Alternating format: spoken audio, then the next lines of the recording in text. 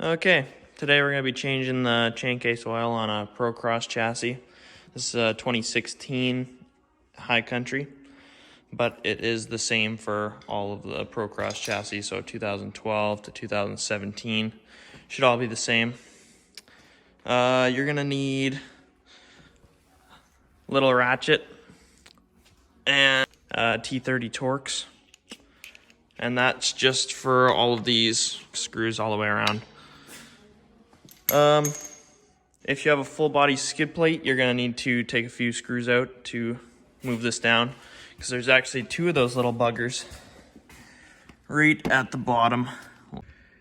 Right at the bottom there, there's one and two. Take the skid plate off and you can put your ratchet right down through those holes and get those two. So you just crack all these loose around the edge.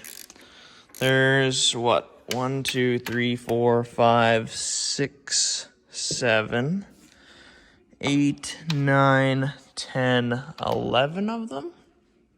11 or 12, something like that. Now you're gonna wanna undo this Torx screw and then these ones on the back side here too, just so this panel can come out and you can pull this off later. Okay, I have them all cracked off, and the first thing you want to do is take out the two bottom ones, because you won't want to do that when they're all covered in oil and have something to catch the oil, obviously. Okay, once you have all the screws out, just pull the cover off. It all comes off one big piece. You're going to want to check your chain. There's sometimes when your chain is failing, you'll have just one or two links broken. You'll want to get that replaced. If there is any broken, just if it's one or two, same thing. Don't want it breaking. These things have the tendency to fail. You can change it over to a manual one. I honestly have never had one fail or seen one fail, so I say just leave it in there. Check the pad. If it's not worn at all, leave it. Check your gears. Make sure they all look nice. There's a magnet on this shaft, two of them. A little bit of sludge is fine, but if you see any filings, of course, you're gonna want to look a little more. Yeah, no, this looks all good in here. So we'll put this cover back on. Well, I'll clean the bottom out, of course. Put the cover back on.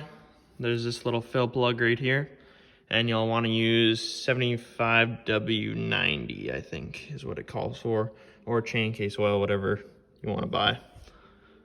Okay, I'll get that cleaned out and I'll update you. Okay, got this back on here, just simply places back on. Put like 2 screws in just to hold it there, and then what you want to do is get some Loctite all those bolts again. Stock on here, they come with blue Loctite. I put red on everything just because why not? So yeah, just Loctite them all. There's a torque spec on these. There's a torque spec on everything, but you know, who gives a shit? Just don't over tighten it, because these are made of magnesium and they strip out quite easily, so don't overdo it. Okay, sweet. Okay, I got all the screws tightened up, Loctite, everything good to go. So I'm going to put this plastic back on and I'm gonna bolt my skid plate back up and then I guess fill it with oil. Yeah, so take that plug out right there.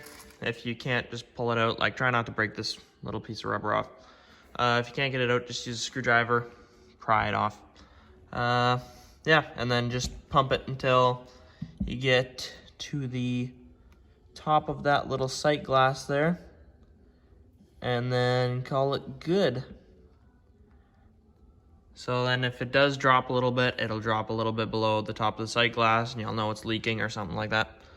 Yeah. After that, put your plug back in, and that's all you should need to do for changing your oil on your chain case. Thanks for watching.